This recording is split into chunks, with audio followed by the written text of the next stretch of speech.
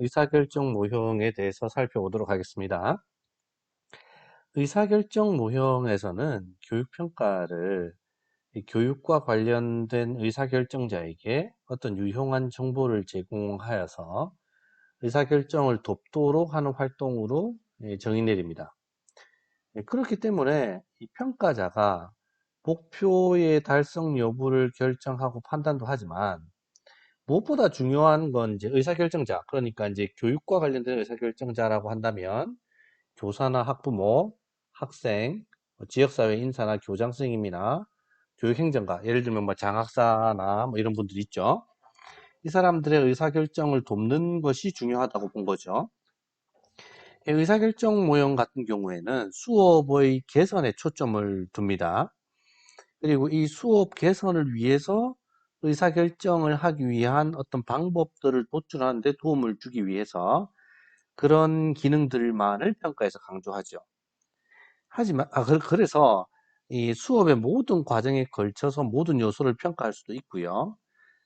그에 따라서 이제 수업 개선에 직접 기여할 수 있는 장점들이 있습니다. 반대로 이 모형에서 평가를 하는 사람은 교육 현상의 가치에 대해서 개인적인 평가를 하지 않습니다. 이 개인적인 평가를 하는 게 이제 앞에 우리가 봤던 판단 중심 모형에 해당하죠. 근데 이 의사결정 모형에서는 그런 형태의 어떤 주관적이고 개인적인 평가를 하지 않기 때문에 그런 점이 이제 좀 독특한 점이라고 볼 수 있죠. 그래서 이제 그 평가를 하는 사람이 다른 사람이고 이 사람들이 그 가치 결정자가 필요한 정보를 수집해서 제시해 주려는 입장이기 때문에 평가자가 수집한 정보가 평가에서 중요한 측면이기는 하지만 의사결정자의 어떤 관심이 아닌 경우 제외되는 경우가 발생합니다. 이걸 좀 쉽게 표현하자면 어떤 뜻이냐면 평가를 하는 사람이 따로 있고 그 평가의 결과를 쓰려고 하는 의사결정자가 따로 있기 때문에 평가를 한 사람의 평가 결과가 의사결정자가 관심을 가지지 않는 다른 경우가 있을 수 있으므로 그때 평가 결과는 의사결정자에게 제외된다는 거죠. 자, 예를 들면 A라는 평가자가 의사결정 모형에 따라서 평가를 했어요. 평가를 했더니 평가 결과가 뚜뚜뚜뚜뚜 나온 거죠. 그런데 이걸 학부모들이나 학생이 이거 별로 관심이 없는 평가 결과인 거죠. 그러면 평가 결과자가 아무리 우수하게 평가를 해놨다고 해도 이걸 직접 쓰는 평가 담당자, 평가의 의사결정자들이 이거에 관심이 없으니까 제외시켜 버린다는 거예요. 그래서 의사결정자에 비해서 평가자의 역할이 약간 경시되는 그런 경우, 그런 단점도 있을 수 있습니다. 그런 것들을 좀 고려하면서 의사결정 모형에 등장하는 두 가지 모형들을 좀 보도록 합시다.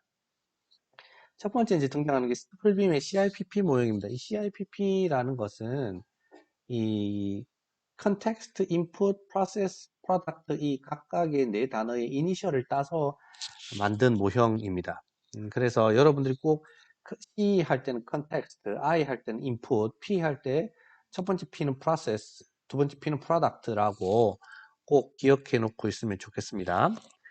풀빔 같은 경우는 교육평가가 교육행정관리자들이 올바른 의사결정을 내리는데 필요한 정보를 제공해주고 그 결정이 갖는 장단점을 파악할 수 있도록 해줘야 된다고 주장했습니다. 스토플빈 입장에서는 교육평가의 1차적인 기능이 교육 목표의 달성 정도를 확인하는 게 아니고 교육과 관련된 의사결정을 촉진하고 도와주고 관리하는 게 평가의 1차적인 목적이라고 생각했습니다. 그래서 이 사람 입장에서 평가라는 것은 교육과 관련된 어떤 의사결정을 해야 될 때 그 의사결정의 대안을 판단하는 데 필요한 적절한 정보를 주고 그런 정보를 획득하는데 평가의 목표가 있다라고 본 거죠. 이 입장에서 보면 평가를 하는 사람, 즉 평가자는 이게 그 의사결정 모형에서 평가자는 꼭 선생님이 아닐 수도 있겠죠. 다른 전문 평가자가 될 수도 있어요. 외부 평가자가 될 수도 있고요.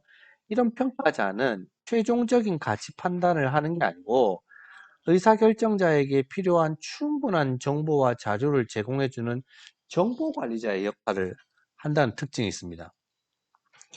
이 스토플빔 같은 경우는 평가가 의사결정자에게 필요한 적절한 정보를 기술하고 획득하고 제공하는 과정으로 정의를 하고요. 네 가지 평가 유형으로 구성된 복합적 평가 모형을 제시하는데 그것이 바로 CIPP라는 겁니다. 이 C는 Context Evaluation이라고 해서 상황 평가를 말하고요. 두 번째 I는 투입 평가를 얘기하고 세 번째 P는 과정 평가, 네 번째 P는 산출 평가를 의미합니다. 이 상황 평가라는 것은 교육 목표를 결정하는 합리적인 기초나 이유를 제공하는데요.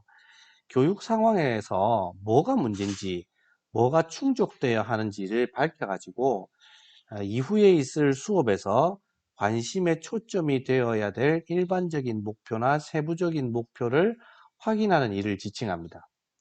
상황평가의 결과는 이미 설정되고 운영되고 있는 목표와 새로 설정된 목표 간의 우선순위를 검토해서 조정하고 바람직한 변화를 결정하기 위한 기초 자료로 활용되죠.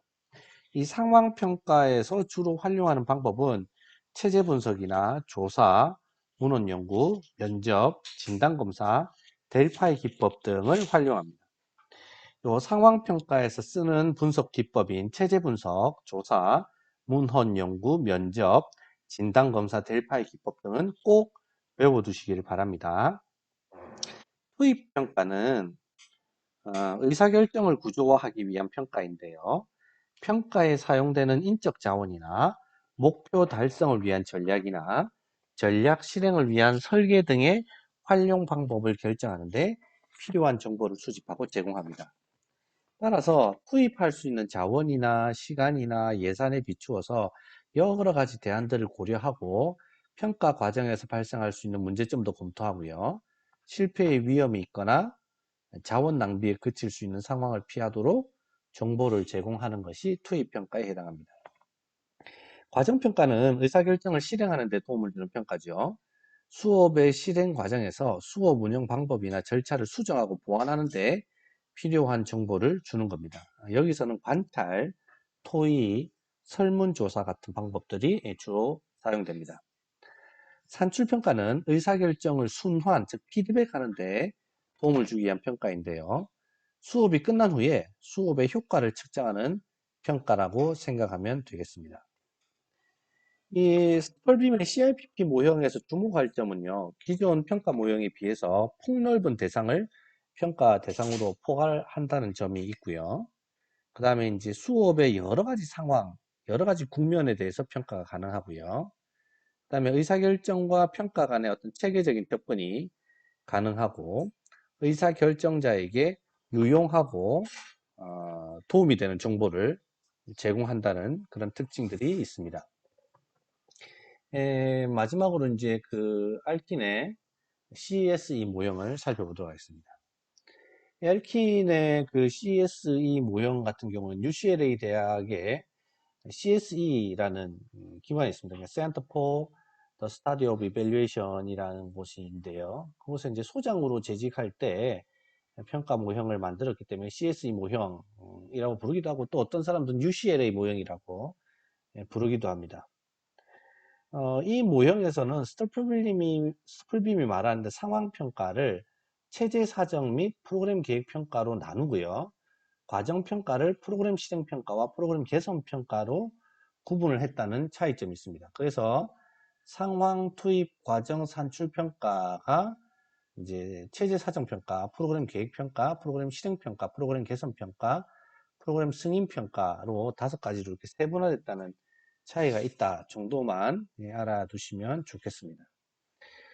여기까지가 의사결정 모형이고요. 여러분들은 이 CSE 모형보다는 기본적으로 CIPP 모형을 꼭 좀 더 추가적으로 공부를 해서 익혀 두셨으면 좋겠습니다. 여기까지 의사결정 모형을 마치도록 하겠습니다. 수고하셨습니다.